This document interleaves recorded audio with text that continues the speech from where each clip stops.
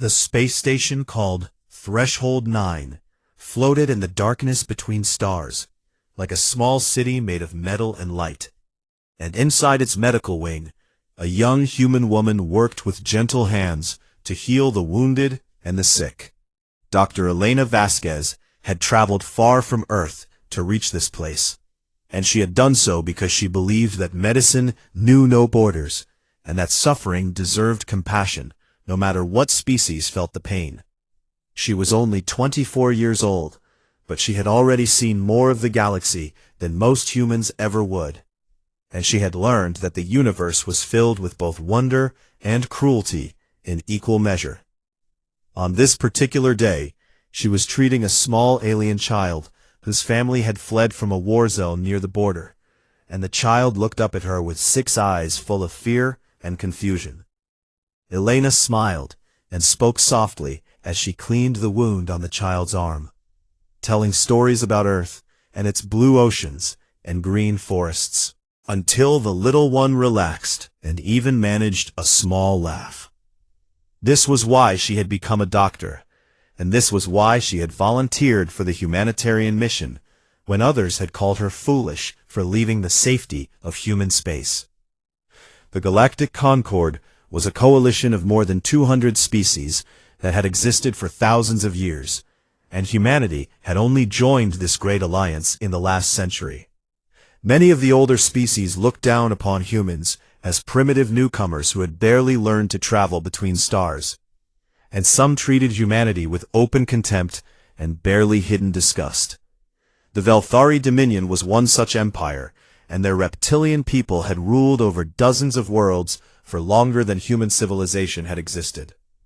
They considered themselves superior to all younger species, and they made no secret of their belief that humans were little more than clever animals pretending to be civilized. Elena had encountered Velthari before, and she had learned to ignore their arrogance and their insults because she knew that her work mattered more than her pride. But on this day, her patience would be tested beyond anything she had experienced before. The doors of the medical wing slid open with a hiss, and a group of Velthari soldiers marched inside, with weapons drawn and armor gleaming under the harsh lights. Behind them came a tall figure dressed in robes of deep purple and gold, and his scales were the color of dried blood, and his eyes burned with cold intelligence. This was Lord Scythrak, a noble of the Velthari Dominion and a member of one of their most ancient and powerful families. He surveyed the medical wing with obvious disdain, his gaze passing over the patients and staff as if they were insects beneath his notice. When his eyes found Elena, he stopped and tilted his head with an expression that might have been curiosity or might have been hunger. "You," he said in a voice like grinding stones, "you are the human physician they speak of." Elena straightened her spine and met his gaze without flinching, and she replied that yes, she was Dr. Vasquez, and asked how she could help him. Lord Scythrak's mouth twisted into something that was not quite a smile, and he stepped closer until he loomed over her with his greater height. "Kneel," he commanded. "All lesser species kneel before the nobility of the Dominion." Elena felt her heart beating faster, but she did not look away, and she did not kneel, and she told him calmly that humans did not bow to foreign powers, and that she meant no disrespect, but she could not comply with his demand. The silence that followed was heavy and dangerous, like the moment before a storm breaks. Lord Scythrak's eyes narrowed, and his soldiers shifted their grip on their weapons, and the other people in the medical wing held their breath. "You dare refuse me?" the Velthari Lord whispered, and there was something terrible in his quiet voice that was worse than any shout. Before Elena could respond, he made a sharp gesture, and his soldiers seized her arms with crushing strength, and she cried out in surprise and pain as they dragged her away from her patients. Human diplomats on the station rushed to intervene, and they shouted protests about treaties and rights and proper procedures, but the Velthari ignored them completely. Lord Sithrak declared that Elena was charged with espionage against the Dominion, and that she would be taken to face justice under Velthari law, and nothing the humans said could change his decision. Elena was forced onto a Velthari transport ship, and she watched through a small window as Threshold 9 grew smaller and smaller until it disappeared among the stars. She did not know where they were taking her, but she could see the cruel satisfaction in the eyes of her captors, and she understood that whatever awaited her would be terrible. The prison moon called Keth Vorn orbited a dead world at the edge of Velthari space, and it was a place where the Dominion sent those they wanted to break and destroy. For 3 weeks, Elena endured things that no living being should ever have to endure, and the Velthari interrogators asked her questions she could not answer about secrets she did not possess. They did not care that she was innocent, because her guilt or innocence had never been the point. Lord Sithrak wanted to send a message to the galaxy that humans were weak and worthless and easily broken, and he wanted to show all the younger species what happened to those who defied Velthari pride. They recorded her suffering and sent fragments of the footage to underground networks across the galaxy as propaganda, showing the mighty Dominion crushing a pathetic human who had dared to stand tall. But Elena did not break the way they expected her to break, and even in her darkest moments, she held on to something that her torturers could not understand. She held on to hope. One night, a prisoner from another cell managed to escape during a riot, and before he fled the moon, he found Elena and promised to carry a message to her people. She gave him a data chip that she had hidden, despite everything they had done to her, and on that chip was a recording she had made in secret. When the chip finally reached Earth, and the footage was played for the authorities, they saw a young woman covered in wounds and bruises, but still unbowed. Her voice was hoarse and weak, but her words were clear. "My people will come for me, and when they do, you will learn why the universe should fear the quiet ones." Deep beneath the mountains of Switzerland, there was a facility that did not appear on any map, and did not exist in any official record. Inside this hidden place was a room filled with screens and computers and technology that the public would not see for another 100 years. Admiral Yuki Tanaka sat alone in this room and watched the footage of Elena Vasquez with an expression that revealed nothing of the storm raging inside her heart. She had served humanity for 40 years, and she had seen many terrible things, but the cruelty displayed on this recording still made her hands tremble with barely controlled rage. When the footage ended, she sat in silence for a long moment, and then she reached for a red phone that connected to nowhere any satellite could track. She spoke only 2 words into that phone, and those 2 words would change everything. "Wake them." Somewhere in the darkness beneath the earth, machines began to hum and lights began to glow, and something ancient and terrible started to stir. The Velthari Dominion had made a mistake that they would soon regret, and the price of that mistake would be paid in blood and fire and fear. The chamber was cold and dark, and filled with the soft hum of machines that had been waiting for years. And inside, 6 pods of black metal lay 6 figures suspended between life and death in a sleep deeper than any dream. Commander Marcus Cole opened his eyes when the pod released him, and for a moment he did not know where he was or how much time had passed since he last walked among the living. His body ached with the strange pain that always came after long stasis, and his mind felt slow and heavy, like a machine that needed time to warm up. But these sensations faded quickly, because his body was not like other human bodies, and his mind had been trained to function, even in the worst conditions.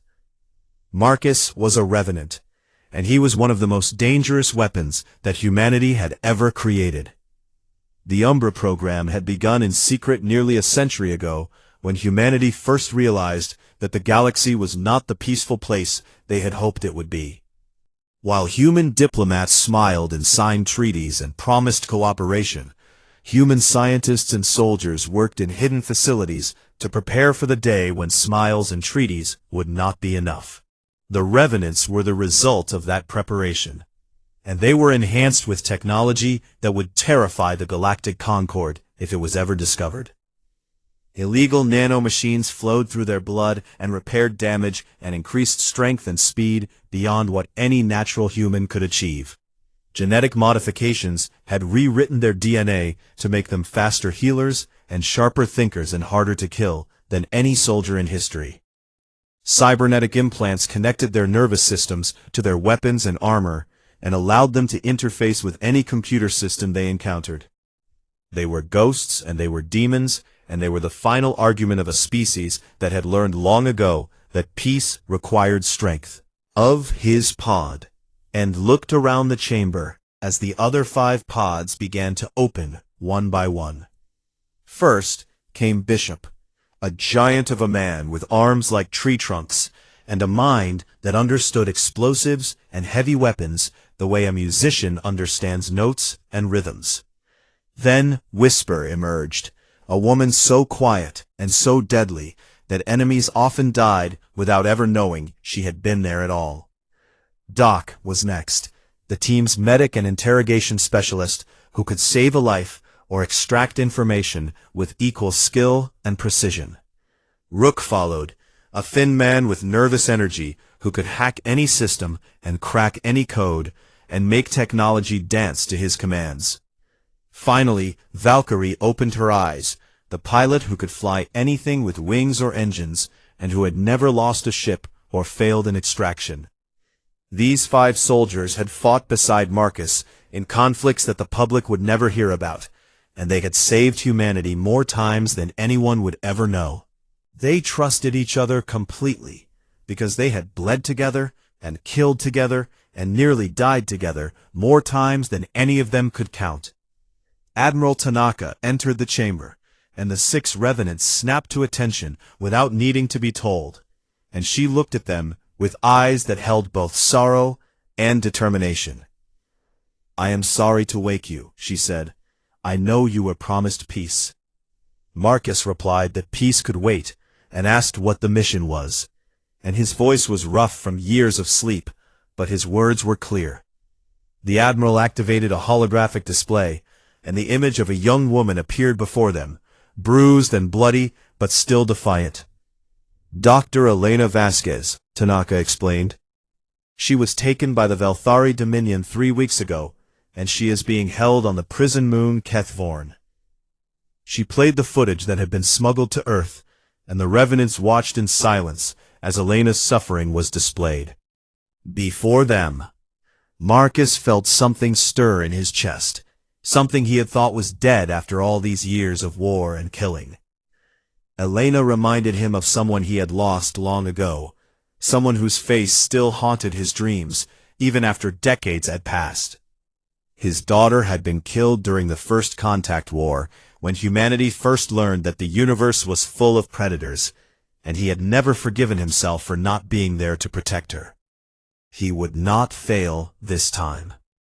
"The Velthari call Keth Vorn the moon no one escapes," Tanaka continued. "It has 2,000 soldiers and orbital defense platforms and shields that can withstand bombardment from a fleet." Bishop made a sound that might have been a laugh, and said that sounded like a challenge.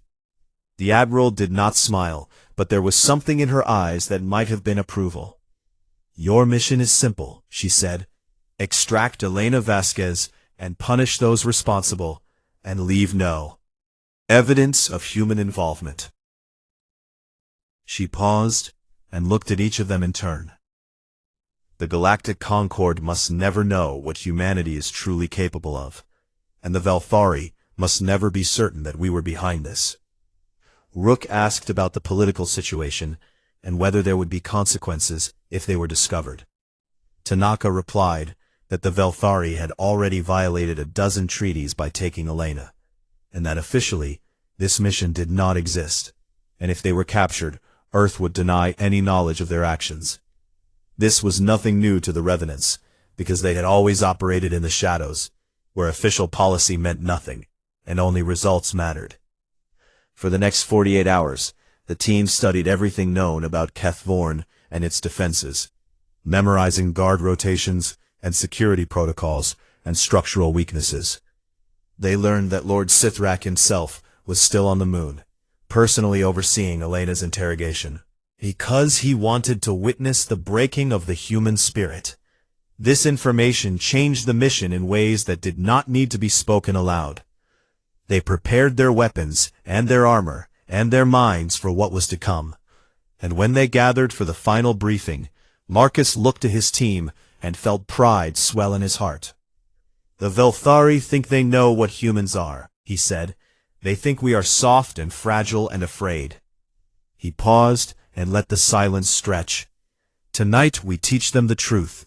And the truth is that we are the species that crawled out of the mud and split the atom and touched the stars out of pure stubbornness." His voice grew harder and colder. "We are humanity, and we do not leave our own behind, and we do not forgive those who hurt our people." The team responded with a single word, spoken in perfect unison: "Never." They boarded the stealth ship called the Pale Horse, and it was a vessel designed for exactly this kind of mission, invisible to sensors and faster than anything the galaxy had ever seen. Valkyrie took the controls and guided them out of Earth's atmosphere on the dark side of the planet where no satellites watched. The ship jumped to faster than light speed on a trajectory that did not exist in any database, following paths that human intelligence had spent decades mapping in secret. 5 ghosts rode through the stars toward Velthari space, and behind them, Earth waited in silence for news of victory or disaster. The Dominion had made an enemy they did not understand, and soon they would learn the price of their arrogance. The Pale Horse carried death in its belly and justice in its heart, and nothing in the galaxy would stop it from reaching its destination. The Pale Horse moved through Velthari space like a shadow passing through darkness, invisible and silent and deadly in its purpose. Valkyrie guided the ship along routes that no official star chart had ever recorded, paths through sensor blind spots and patrol gaps that human spies had spent 50 years discovering and mapping. The journey took 4 days, and during that time, the team prepared themselves in body and mind for what was to come. Marcus spent hours reviewing the intelligence they had gathered about Keth Vorn, burning every detail into his memory until he could walk the prison's corridors in his dreams. Bishop maintained his weapons with the careful attention of a craftsman, cleaning and calibrating each piece until they were perfect instruments of destruction. Whisper sat in meditation for hours at a time, her breathing so slow and quiet that she seemed more like a statue than a living person. Doc reviewed medical procedures and prepared supplies for treating Elena and any other prisoners they might encounter, because healing was as important as hurting in this mission. Rook worked constantly at his computer terminal, probing Velthari communication networks and learning their encryption methods, and searching for weaknesses to exploit. On the 3rd day, he intercepted a transmission that made his blood run cold, and he immediately called the team together to share what he had discovered. "Elena is scheduled for public execution in 72 hours, he reported. "The Velthari are planning to broadcast it across the galaxy as a demonstration of their power." The team absorbed this news in grim silence, and Marcus felt the weight of time pressing down upon them like a physical force. They had 3 days to cross the remaining distance and infiltrate the prison and extract Elena before the Velthari killed her in front of the entire galaxy. It would be close, but it could be done, and failure was not an option, not something any of them were willing to accept. Later that same day, Rook detected an encrypted signal coming from inside Keth Vorn itself, and when he cracked the code, he discovered something unexpected. A Velthari guard named Crix had been secretly documenting the atrocities committed in the prison for years, and he was looking for someone to help him expose the truth. Marcus made the decision to contact this potential ally despite the risk, and through careful communication, they established a fragile trust. Crix explained that he had joined the prison guard believing he would serve justice, but instead he had witnessed torture and murder and cruelty that haunted his every moment. He could not stand by any longer, and he was willing to help the human team if they promised to show the galaxy what the Dominion truly was. In exchange for this promise, Crix provided internal schematics of the prison and guard rotation schedules and security codes that would have taken months to obtain otherwise. This information transformed the mission from nearly impossible to merely extremely dangerous, and the team updated their plans accordingly. The Pale Horse reached the edge of the Kethvorn system, and Valkyrie brought them in low, using the gravitational shadow of a gas giant to mask their approach. The prison moon hung in space before them, like a gray wound against the stars, and its surface was covered with weapon emplacements and sensor arrays and the scars of ancient construction. Marcus gathered his team in the deployment bay, where 6 orbital insertion pods waited in a row, like coffins made of metal and fire-resistant ceramics.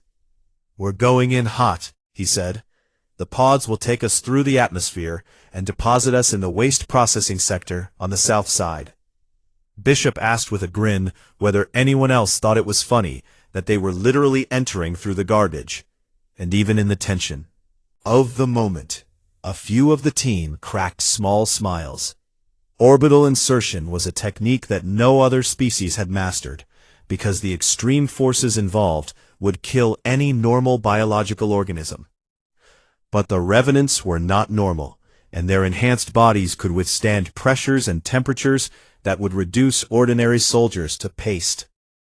They sealed themselves inside the pods, and Valkyrie launched them toward the moon, with prayers on her lips and steel in her heart.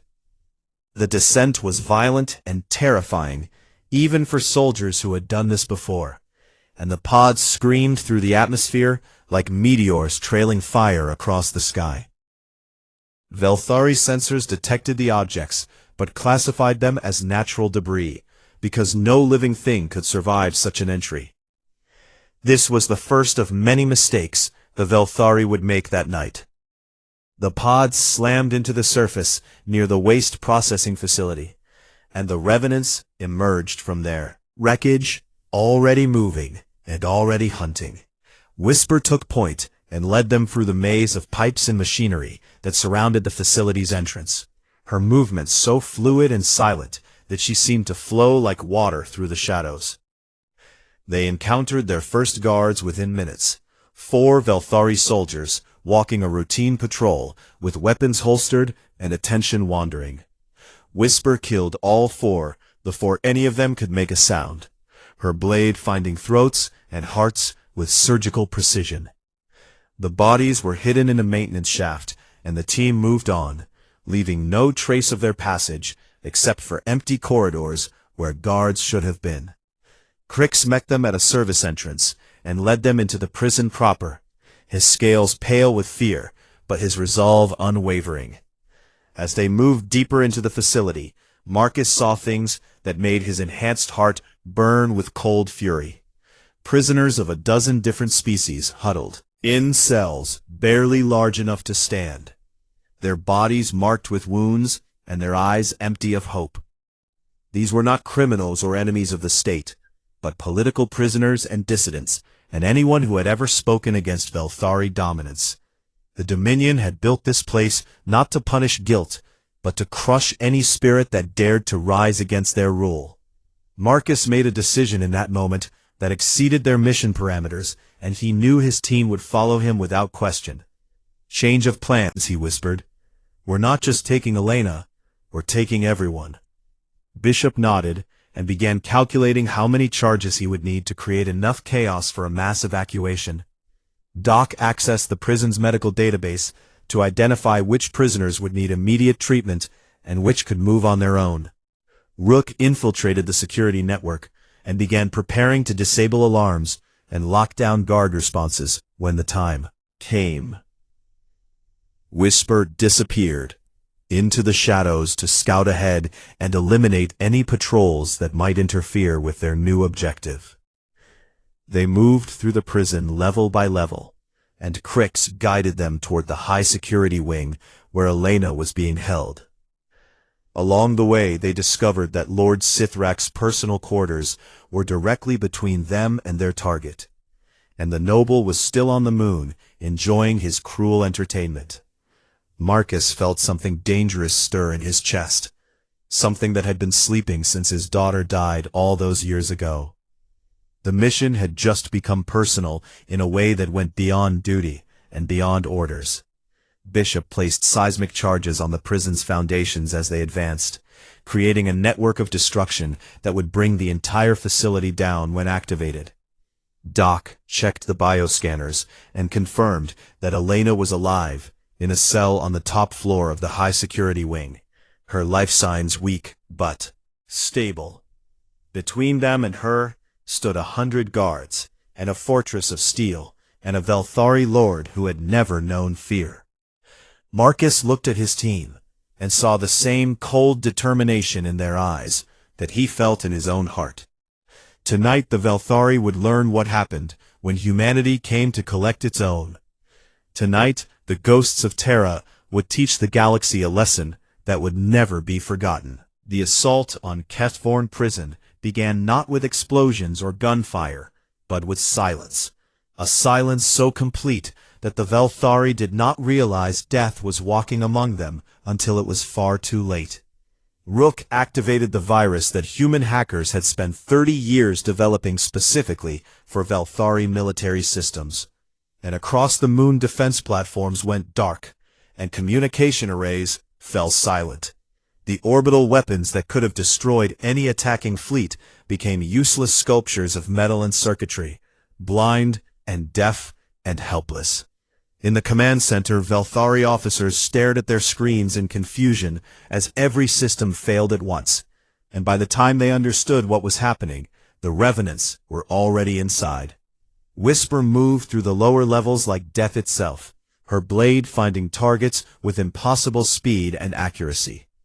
Guards turned corners and found only darkness, and then they found nothing at all, as she ended their lives before they could even raise their weapons.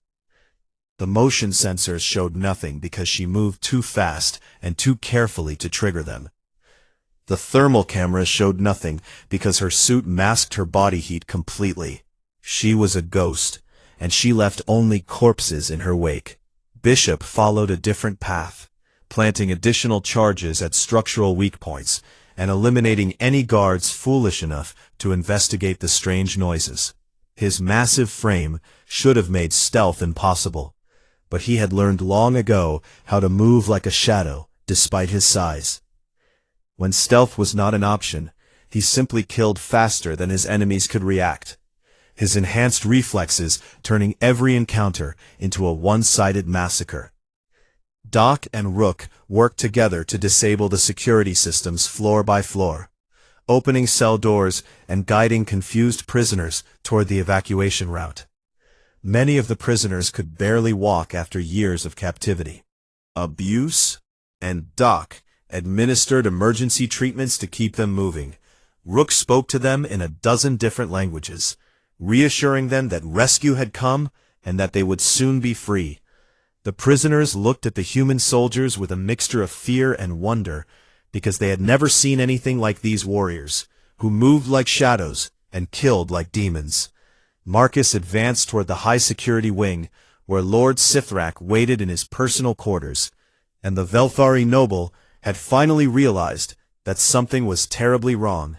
Sithrak sealed himself inside his panic room with his 12 elite bodyguards, warriors who had trained since birth and who had never known defeat in combat. These were not ordinary soldiers, but the finest fighters the Dominion could produce, and they were absolutely certain that no enemy could breach their defenses. Marcus breached the panic room door with a shaped charge and stepped through the smoke before it had even begun to clear.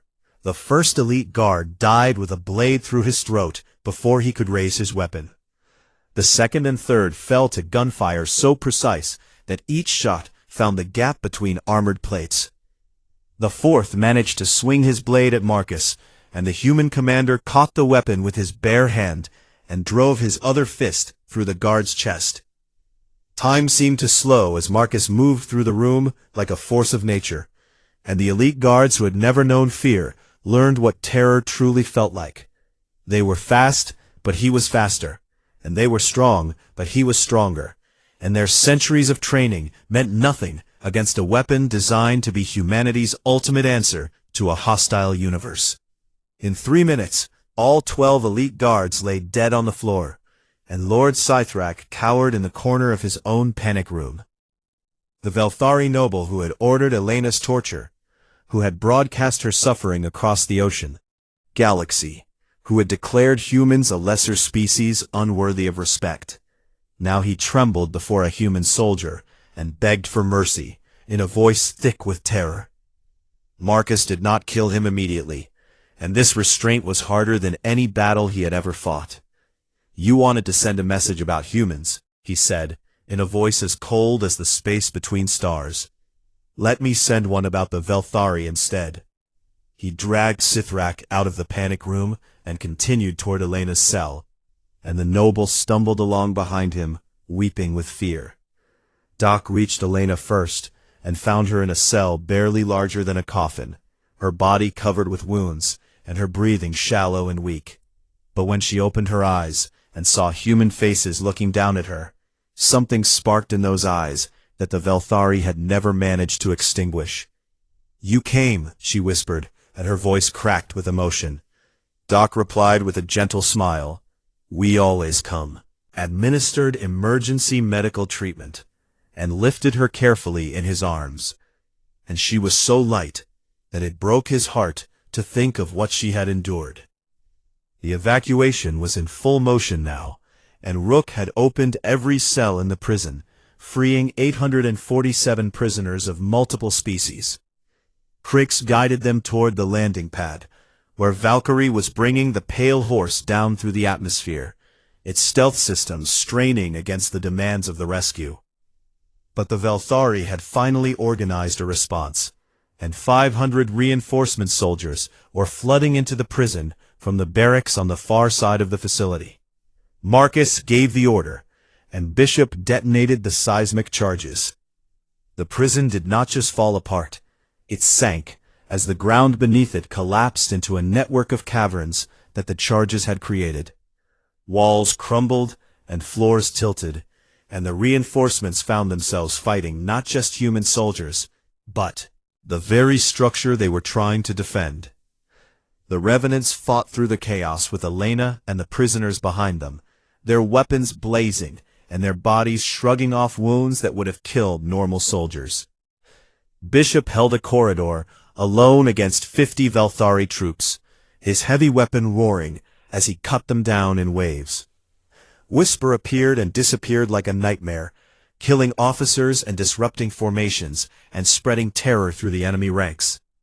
Rook kept the systems scrambled and the communications jammed, ensuring that no call for help would reach the Velthari fleet. Doc carried Elena with one arm and fought with the other, protecting his patient with the ferocity of a guardian angel. Marcus led from the front, with Lord Sithrak as his prisoner, and any Velthari who saw their noble in human hands hesitated just long enough to die. The Pale Horse landed on the collapsing platform, and Valkyrie screamed at them to hurry as the prison crumbled around them. Prisoners streamed up the ramp, some running and some crawling, and some carried by their fellow captives. The Revenants formed a perimeter and held back the Velthari tide until the last prisoner was aboard. Marcus was the final one to board, and he dragged Lord Sithrak with him, because justice demanded that this monster face a proper trial rather than a quick death. The ship lifted off as the prison collapsed completely, and Keth Vorn swallowed the facility that had caused so much suffering for so many years. Valkyrie pushed the engines beyond their limits, and the Pale Horse screamed toward the edge of the system. outrunning the confused and disorganized Velthari pursuit. Behind them, the prison moon grew smaller and smaller, until it was just another point of light among the stars. Elena lay in the medical bay with Doc monitoring her condition, and she looked up at Marcus with tears streaming down her. "Why?" she asked. "Why would you risk so much for one person?" Marcus looked at her and saw his daughter's face, and saw every human who had ever needed protection, and saw everything that made humanity worth fighting for. "Because you are one of us," he said simply, "and we never leave our own behind." The pale horse jumped to faster-than-light speed and carried its cargo of survivors towards safety. And somewhere in the darkness of space a message began to spread. The humans had come for their own, and nothing had been able to stop them. The galaxy would never look at the quiet species from Earth the same way again. The pale horse emerged from faster-than-light travel at the edge of human space, and the sight of Earth's sun shining in the distance brought tears to eyes that had not wept in years. 847 former prisoners stood or sat or lay in every available space on the ship, and they looked at each other with the dazed expressions of people who had forgotten what freedom felt like. 23 of them were human, captives whose existence had never been reported to Earth because the Velthari had taken them in secret and held them in silence. The rest were aliens from a dozen different species, beings who had committed no crime except opposing Velthari cruelty and who had expected to die in darkness, far from home. Now they were free because 5 human soldiers had crossed the galaxy to save one of their own and had refused to leave anyone else behind. Elena Vasquez was stable but weak, and Doc had worked through the entire journey to repair the damage that weeks of torture had inflicted on her body. The wounds to her flesh would heal with time and medicine, but the wounds to her spirit would take much longer, and she knew that some scars would never fully fade. But she was alive, and she was going home, and that was more than she had dared to hope for during the darkest hours of her captivity. When the ship docked at a classified facility in Earth orbit, Admiral Tanaka was waiting with a medical team and a security detail, and something that might have been pride shining in her eyes. She looked at the rescued prisoners, and then at the revenants, and then at Lord Sithrak in chains, and she nodded once in silent acknowledgement of a job well done. The prisoners were taken to hospitals and debriefing centers where they would receive care and tell their stories to investigators building cases against the Dominion. Lord Sithrak was escorted to a detention facility to await trial, his purple robes stained and torn, and his arrogant bearing replaced by the hunched posture of a broken creature. He had entered Kethvorn as a lord of the Dominion, and he would face judgment as a war criminal accused of crimes against sentient beings. The Velthari Dominion responded to the destruction of their prison with outrage and demands, insisting that humanity explain how their supposedly primitive species had accomplished such an impossible feat. Human diplomats smiled politely and expressed confusion, asking how anyone could suggest that humans were responsible for an incident in Velthari space. They pointed out that the Dominion had many enemies, and that perhaps one of them had finally decided to strike back against Velthari cruelty. The Velthari knew the truth, but they could prove nothing, and every piece of evidence they gathered only raised more questions about how humans had done what they did.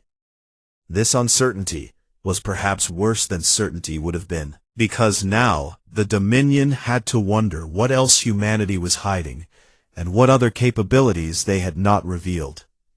Elena recovered slowly in an Earth hospital, surrounded by flowers and messages from people across the planet who had heard her story and wanted to show their support. She gave testimony to the Galactic Concord about what she had witnessed and endured, and Crix the Velthari Guard provided documentation that supported everything she said. Lord Sithrak's trial was broadcast across the galaxy, and billions of beings watched as evidence of his crimes was presented in meticulous detail. He was sentenced not to death, but to life imprisonment on a human-run rehabilitation station, where he would be required to teach future generations about the atrocities he had committed. Some called this punishment too lenient, but others understood the wisdom of keeping him alive as a living reminder of what the Dominion had done and what humanity had done in return.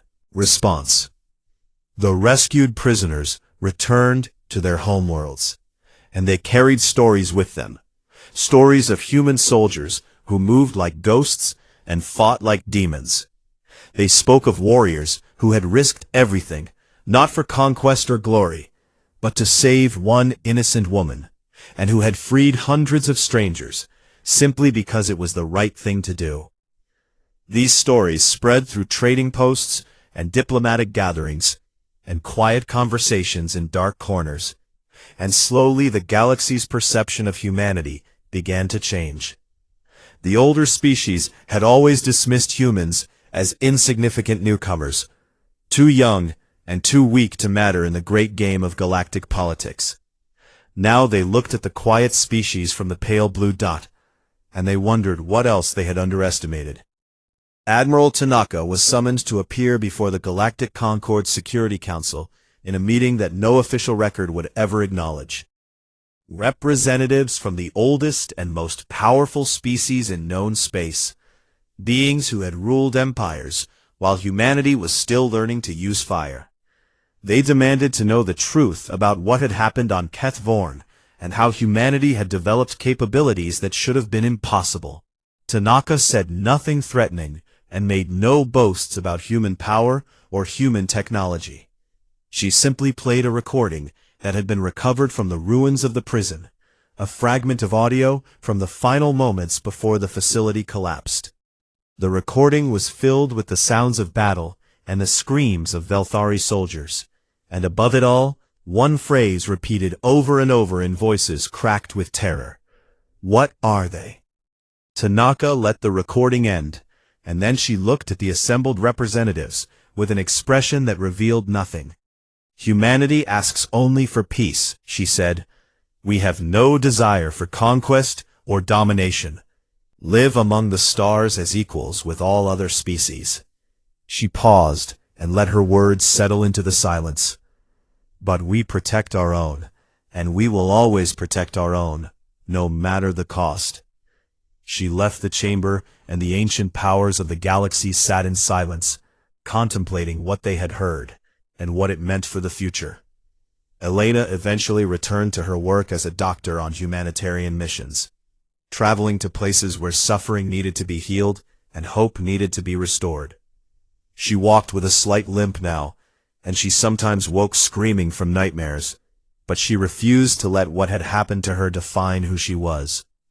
On her first day back at work, she treated a young Velthari refugee, a child whose family had fled from a civil war that was tearing the Dominion apart in the wake of Lord Scythrak's trial.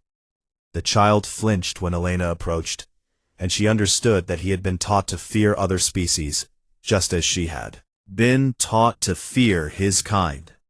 She knelt down to his level, and offered a gentle smile, and bandaged his wound with the same care she would show any patient, regardless of their species. Because that was what it meant to be human. To show compassion, even to those who had hurt you, and to build bridges, even where walls had stood. Watching from the shadows of the medical station, Commander Marcus Cole allowed himself a rare moment of peace. He had completed his mission, and delivered justice, and saved lives, and for now, that was enough. His earpiece crackled with a familiar voice. Another mission briefing from another hidden facility, about another human in danger somewhere among the stars. Marcus disappeared into the crowd without a sound, returning to the shadows where he belonged. The revenants never rested, because humanity never stopped reaching for the stars, and wherever humans went, they would need protection from those who wished them harm. Galaxy had spent centuries underestimating the young species from the third planet of an unremarkable star. They had seen humans as fragile and emotional and short-lived, and they had assumed these traits made humanity weak. They never understood that these supposed weaknesses were humanity's greatest strengths. A species that felt so deeply would fight with passion that cold logic could never match. A species that lived such short lives would value each moment and each person with intensity that immortals had long forgotten. A species that had struggled against extinction on their own world would never give up, no matter how impossible the odds. The Velthari had tortured a human girl and expected to demonstrate human weakness to the galaxy. Instead, they had awakened something that the ancient powers had never imagined and could never fully understand. Because humanity would cross the stars for one of their own. They would burn empires for one of their own. They would send their ghosts into the darkness to bring their people home. Every single time. And now the galaxy knew.